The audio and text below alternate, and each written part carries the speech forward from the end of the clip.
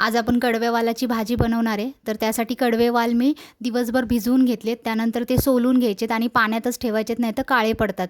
एक मोठ्या साईजचा कांदा बारीक कापून घेतलेले आहेत। वाटणासाठी सुकं खोबरं, लसूण, आले, हिरवी मिरची आणि 2 टोमॅटो घालून बारीक प्युरी करून घ्यायची। फोडणीसाठी कढईमध्ये तेल गरम केले, त्यामध्ये मोहरी, जिरे, हिंग, कढीपत्त्याची फोडणी करायची। बारीक कापलेला कांदा गुलाबी रंगावरती परतून घ्यायचा आहे। त्यानंतर कडवेवाल पाणी निथरून घालायचेत, चवीनुसार मीठ घालायचं आहे आणि मिक्स करून वरती झाकण ठेवून 5 मिनिटं वाफ काढून घ्यायची। त्यानंतर मिक्स करायचे पुन्हा एकदा।